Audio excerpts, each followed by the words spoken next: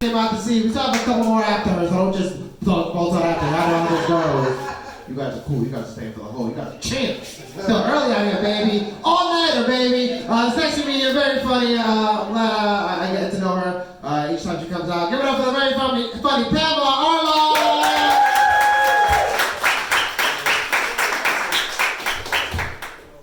Hey everyone. Hello. Where are you guys from in Virginia? Reston. Very nice. Okay. Anyone else? I'm from Arlington, actually. Is anyone else anyone from Arlington? No. So we've actually been doing like a little house hunting. We're thinking about moving into DC. And it's kind of funny. I mean, all these like issues come up when we've been looking at a bunch of open houses, and I don't know, like, what's the protocol for pooping at an open house? I've been trying to figure this out. I mean, it seems like it would be bad form. I feel like it would be bad form. But then on the other hand, it seems like you should be able to test out the plumbing when you're looking at a house. I mean, if you clog the toilet, do you have to buy the house? Or at least like put an offer, maybe a low offer on the house. But I don't know. It's just Arlington. It's kind of gross. It's just too nice. I need some more grit in my life. But I recently did 23andMe. Has anyone done 23andMe? It was a big disappointment. I spent $130 to find out that I am 99.5% Ashkenazi Jew. I was like living under this illusion that, I didn't really look that Jewish. I have a small nose. And then I find out I'm like, Bernie Sanders level Jew. Super Jew. I mean, like not one person in my family boned a black man. Nothing. But the weird thing about doing 23andMe is they have all of these very odd traits, like kind of health traits that they tell you about, and they're just very random and bizarre. Like, I found out that I am more likely than the average person to be able to smell asparagus. I mean, this is true. I mean, I didn't know that there were people that couldn't smell asparagus, but I can smell asparagus. It also said that I am more likely to like chocolate ice cream than vanilla ice cream, which is true. I mean, chocolate ice cream is very delicious. Who doesn't love chocolate ice cream? It also said that I am more likely than average to lick jelly off a man's balls. I don't know why they said that. It's ridiculous, because I'm a jam girl all the way. I have a totally different mouthfeel.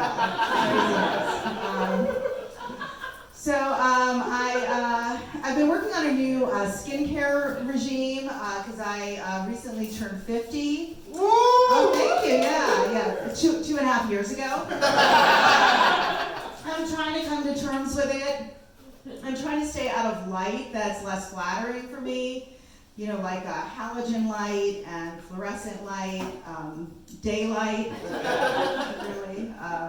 But I am trying to embrace being in my 50s. There are some benefits.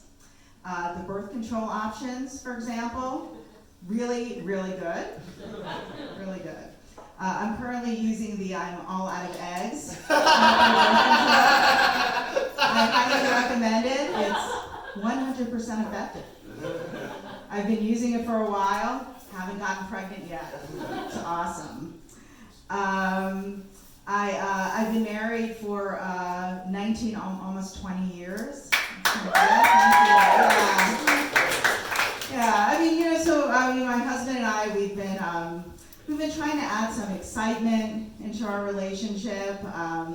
So we recently brought a woman into our relationship. It's really hot. She's a marriage counselor. We're marriage counseling, but it's been good. It's been good. She's been really helping us with our marriage. She's been giving us some good tips. For example, she suggested that my husband engage in active listening and that he state his needs more clearly. For me, she suggested that I try being less of a fucking cunt. It's been really helpful. Really good. But no, we're working on got it. My husband's been actually really sweet lately.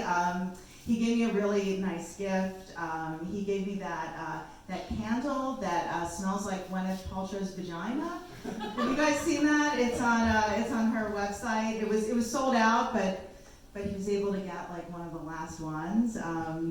And it's like kind of a funny smell. It's sort of like a cross between like cluelessness and white privilege. It's odd. And it's kind of an odd candle also.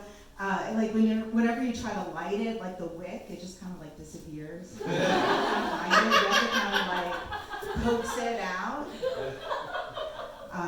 The other day we just, we told the candle we take it to Paris and the wick just popped out. Crazy. So, I wanted to like reciprocate, so I found this cologne that smells like George Clooney's anus. It just, smells past its prime.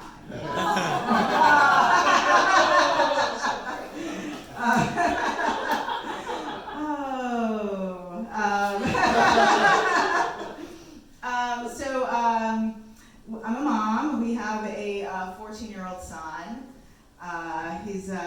He's pretty disgusting. It's like really gross. Having a 14-year-old son, actually, it's great. It's really awesome, especially if you hate having sex with your spouse. It's the best. It's the best. I know he's like always awake.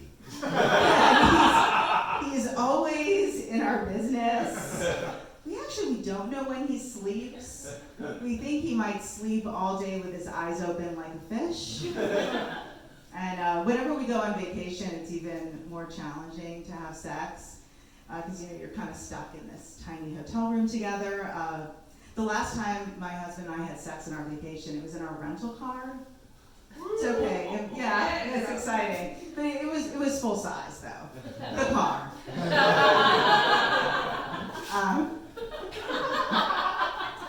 I am a little bit jealous of my husband. I do think it's a lot easier to be a really good dad than a good mom. I just think the standards for dads are just so much lower. To be a good dad, you basically just need to come home at night, have a job, and be involved in like one activity with your kids, and you're like awesome. Moms, on the other hand, you have to do like everything else, and you also have to do like 15 things just to facilitate the dad's one activity. And then nobody ever bothers the dad when there's a problem. They know he's maxed out. He's got his one activity. It's all maxed out. I don't know. It's really interesting. I love talking to people at work, younger people at work about dating. Because I feel like I really missed out on a lot since I dated in the 90s. Before, online dating, and so there's just all these experiences I missed out on. I never got a dick pic when I was dating in the 90s, and I think I kind of get it, because to send a dick pic in the 90s, that would have been a lot of work. You would have had to take a picture of your dick with a camera, an actual camera, and then you have to bring the film someplace to get it developed, I don't know, CBS, or I think it was People's Drug back then.